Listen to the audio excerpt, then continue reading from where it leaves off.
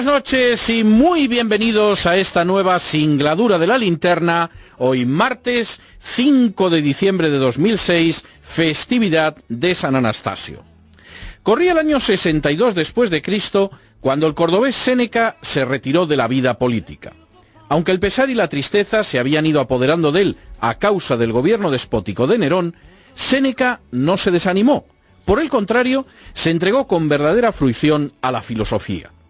Uno de los frutos de esa actividad fue un conjunto de cartas dirigidas al joven Lucilio, en las que, como si se tratara de ensayos breves, Séneca fue abordando los temas más diversos desde una perspectiva que aún nos sigue impresionando. Precisamente en la carta 97 a Lucilio, Séneca reflexiona sobre el bien y el mal de la siguiente manera: hasta los más depravados conservan en el fondo del alma la noción del bien, y no ignoran lo que es el mal, pero no lo tienen en cuenta. Todos disimulan sus maldades, y aunque les hayan salido a su gusto y disfruten de su resultado, las ocultan. Las palabras de Séneca señalan una verdad que no por evidente carece de relevancia. Incluso las personas más malvadas saben en el fondo de su ser lo que está bien y lo que está mal. Precisamente por ello ocultan sus maldades, incluso aunque de ellas hayan podido derivar un enorme beneficio. Por mucho que digan lo contrario, el viejo que realizó un genocidio insiste en que nadie ha podido probarlo, y el joven que se ha visto elevado al poder sobre una marea de sangre esconde su papel en la cruenta trama. Lo hacen porque saben que su acción fue criminal. En el día de hoy han salido a la luz novedades de especial trascendencia relacionadas con los atentados del 11 de marzo. Sin ánimo de ser exhaustivos, los hechos son los siguientes. Primero, en una segunda entrega relativa a las revelaciones del confidente Cartagena, se sostiene que sus controladores de la Unidad Central de Información Exterior querían involucrar a Yamal Sugán con los radicales islamistas. Segundo, las pretensiones de los agentes de la UCIE tuvieron éxito, ya que Yamal Sugán, según el juez del Olmo y la fiscal Olga Sánchez, fue una de las piezas fundamentales en la estructura de los atentados del 11M. Tercero, Cartagena, siguiendo instrucciones de la UCIE, se acercó a Sugán, pero tras el seguimiento trasladó a los policías que, textualmente, no les he podido dar información sobre el mismo porque parecía que llevo una vida normal. Cuarto, fue entonces, según Cartagena, cuando sus controladores le explicaron que no le pudieron encausar por el 11 de septiembre y que quieren que intente acercarle a las reuniones en las que Serján, el tunecino, estaba ejerciendo de líder del grupo para así tenerle controlado como a los demás.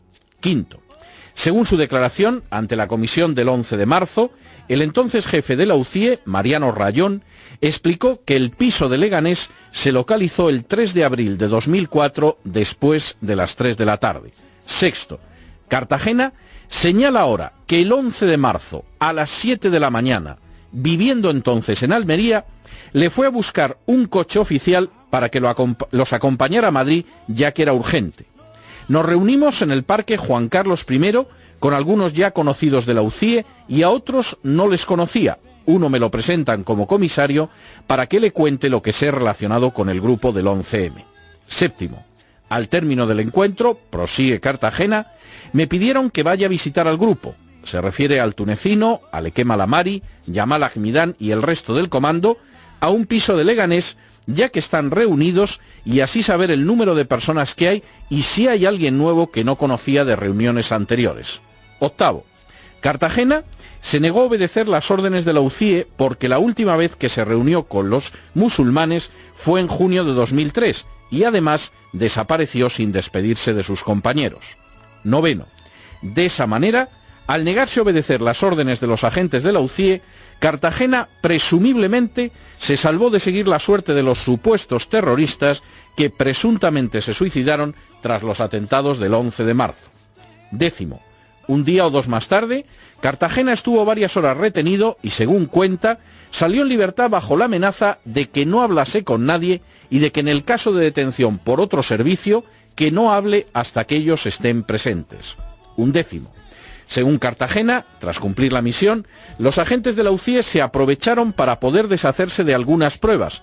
Por ejemplo, grabaciones telefónicas con algunos agentes de la UCIE y también fotografías de Alequema Lamari que me fueron facilitadas por la UCIE para que yo pudiera localizar a dicha persona. Un pequeño informe sobre el mismo y otros informes no relacionados. Y 12º, Cartagena indica que también le prohibieron que reconociera ante el juez que estuvo en la casa que Yamal Ahmidán, el chino, tenía en Morata de Tajuña y donde supuestamente se montaron las bombas del 11 de marzo. Me dijeron, cuenta Cartagena, en diversas ocasiones, que si algún juez me preguntaba si había estado en la finca de Morata de Tajuña, les debería decir que nunca he estado, aunque yo he estado allí una vez y he facilitado los datos. De confirmarse la veracidad de las afirmaciones realizadas por el confidente Cartagena, nos encontraríamos ante unos hechos de considerable gravedad. No solo es que determinados agentes de policía habrían estado al corriente de los atentados del 11 de marzo antes de su comisión, sino que por añadidura habrían intentado cargar con la responsabilidad a unos supuestos islamistas y para remate, después habrían procedido a destruir pruebas. Incluso, y la perspectiva resulta escalofriante, podrían haber conducido a un conjunto de musulmanes al piso de Leganés para convertirlos en chivos expiatorios en una trama de suicidio falso. Un intento del que providencialmente se habría escapado el confidente Cartagena. De haber acontecido así los hechos, la versión oficial del 11M no solo constituiría una falsedad innegable, como sabemos por otra parte desde hace meses, sino que además ocultaría una operación policial encaminada a ocultar a los culpables reales para favorecer oscuros intereses políticos. A estas alturas, todos sabemos más que de sobra quiénes han sido los principales beneficiados por los atentados del 11 de marzo. Si además tuvieron parte en la matanza, no resulta extraño que hayan intentado ocultarla recurriendo incluso a agentes de las fuerzas de seguridad del Estado. Pero tampoco sorprenderá a nadie que el día que toda la verdad salga a la luz, la sociedad española reclame de manera firme que sobre ellos caiga todo el peso de la ley. Porque los culpables, como señaló Séneca, sabían perfectamente la maldad que estaban perpetrando, y precisamente por eso intentan ocultarla. Pasadas las 4 de la tarde comenzaba a declarar el confidente de la policía apodado Cartagena. La fiscal Olga Sánchez ha interrogado al primer testigo protegido como si de un imputado se tratase y con un tono de voz nada amistoso. Aparcan la moto, entran y yo espero 2 o 3 minutos, entro yo también con mi casco puesto por si acaso y encuentro el tunecino ya sentado con un agente de la UCIE hablando con tranquilidad, ni estaba detenido ni le estaba interrogando, hablando y otro agente leyendo una revista de pie, como sabéis, los VIPs, como tienen las librerías, capacidad económica ninguna, porque algunos de ellos no tenían para echar gasolina, otros dejaban sus coches a otros, la economía muy baja. En cuanto a el supuesto comisario, eso me ha llamado mucho la atención y me ha molestado. Si levanta, realiza una llamada y le oigo decir, no sé si se refiere a mí, como este moro hable, la hemos cagado. Tras esta conversación, los policías le piden que acuda al piso de Leganés, a lo que Cartagena se niega. El confidente ha asegurado que se alegra de haber tomado esa decisión, porque si no, en lugar de haber muerto 7, hubieran muerto 8 personas. Hoy, en la sesión del juicio del 11M, un confidente policial, el confidente Cartagena, ha dicho algo tan terrible como que la policía le pretendió inducir en la mañana del sábado 3 de abril para ir a aquel piso de Leganés que volaría por la tarde. No estamos hablando de informaciones periodísticas, estamos hablando de un testigo que delante del tribunal que juzga el 11M ha realizado esas acusaciones que ya el periódico El Mundo había adelantado.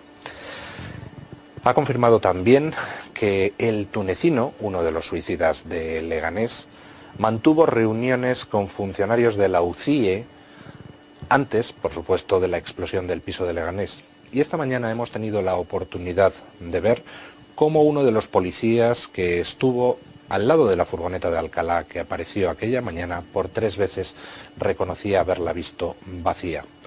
La versión oficial comienza a hacer aguas en tiempo real delante de todas las personas que están siguiendo el juicio.